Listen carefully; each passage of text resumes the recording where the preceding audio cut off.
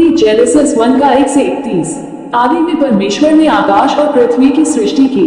In the beginning God created the heaven and the earth. और पृथ्वी बेडौल और सुनसान पड़ी थी, और गहरे जल के ऊपर अंधियारा था, तथा परमेश्वर का आत्मा जल के ऊपर मंडलाता था।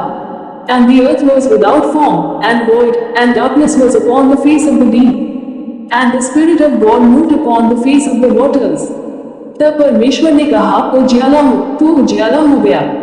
And God said, Let there be light, and there was light. और परमेश्वर ने उजियाले को देखा कि अच्छा है, और परमेश्वर ने उजियाले को अंधियारे से अलग किया। And God saw the light, that it was good, and God divided the light from the darkness. और परमेश्वर ने उजियाले को दिन और अंधियारे को रात कहा, तथा सांझ हुई फिर भोर हुआ। इस प्रकार पहला दिन हो गया। And God called the light day, and the darkness he called night. And the waters from the waters. तब परमेश्वर ने एक अंतर करके उसके नीचे के जल और उसके ऊपर के जल को अलग अलग किया, और वैसा ही हो गया। And God made the firmament, and divided the waters which were under the firmament from the waters which were above the firmament, and it was so. और परमेश्वर ने उस अंतर को आकाश कहा, तथा सांझ हुई फिर भोर हुआ। इस प्रकार दूसरा दिन हो गया। And God called the firmament heaven, and the evening and the morning were the second day. फिर परमेश्वर ने कहा, आकाश के नीचे का जल एक स्थान में इकट्ठा हो जाए और सूखी भूमि दिखाई दे, और वैसा ही हो गया। And God said, Let the waters under the heaven be gathered together unto one place, and let the dry land appear, and it was so.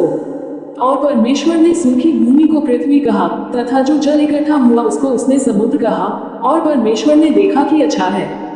And God called the dry land earth, and the gathering together of the waters called he seas, and God saw that it was good.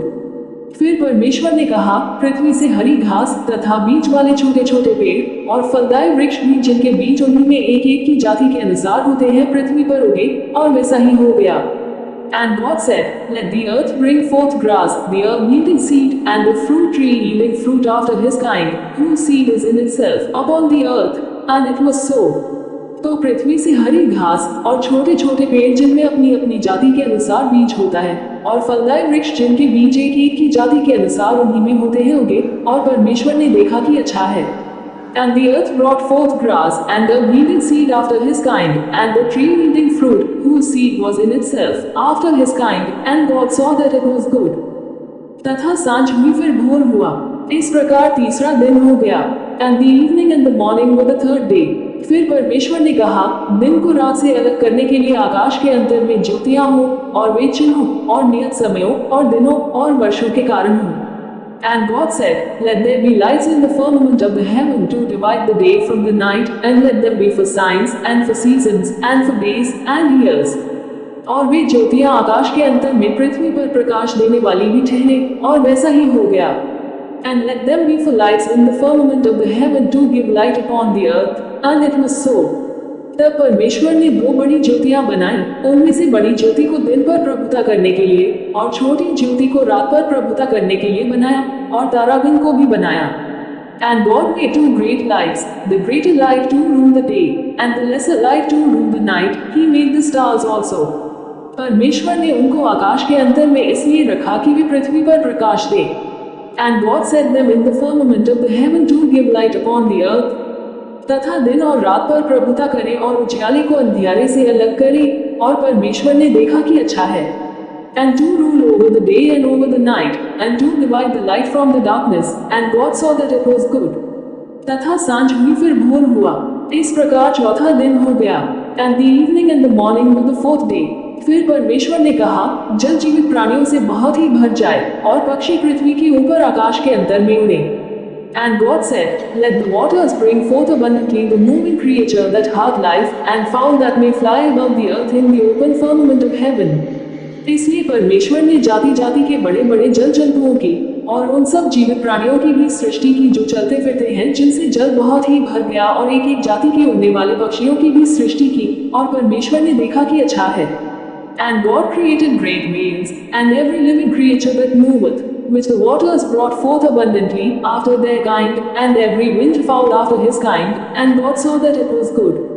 और परमेश्वर ने यह कह के उनको आशीष दी कि फूलो फलो और समुद्र के जल में भर जाओ, और पक्षी पृथ्वी पर बढ़ें। And God blessed them, saying, Be fruitful, and multiply, and fill the waters and the seas, and let fowl multiply in the earth. तथा सांझ हुई फिर भोर हुआ, इस प्रकार पांचवा दिन हो गया। And the evening and the morning were the fifth day. फिर परमेश्वर ने कहा, पृथ्वी से एक एक जाति के जीवित प्राणी अर्थात घरेलू पशु और रेंगने वाले जंतु और पृथ्वी के वन पशु जाति जाति के अनुसार उत्पन्न हो, और वैसा ही हो गया। And God said, Let the earth bring forth a living creature after his kind, cattle and creeping thing, and beast of the earth after his kind, and it was so. सो परमेश्वर ने पृथ्वी की जाति जाति के वन पशुओं को और जाति जाति के घरेलू पशुओं को और जाति जाति के भूमि पर सब रेंगने वाले जंतुओं को बनाया, और परमेश्वर ने देखा कि अच्छा है।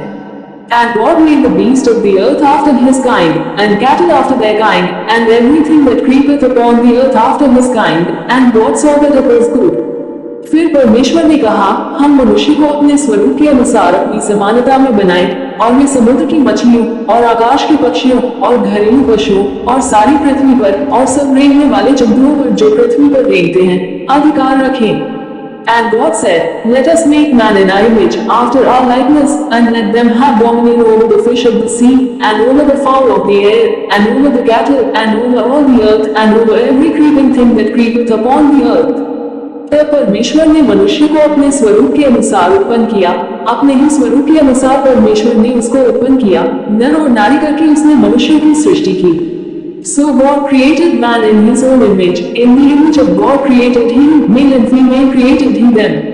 और परमेश्वर ने उनको आशीष दी और उनसे कहा, फूलो फलो और पृथ्वी में भर जाओ और उसको अपने वश में कर लो, और समुद्र की मछलियों तथा आकाश के पक्षियों और पृथ्वी पर रेंगने वाले सब जंतुओं पर अधिकार रखो।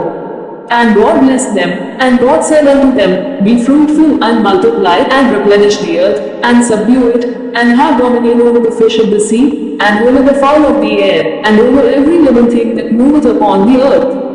फिर परमेश्वर ने उनसे कहा, सुनो, जितने बीज वाले छोटे छोटे पेड़ सारी पृथ्वी के ऊपर हैं, और जितने वृक्षों में बीज वाले फल होते हैं, वे सब मैंने तुमको दिए हैं, वे तुम्हारे भोजन के लिए हैं।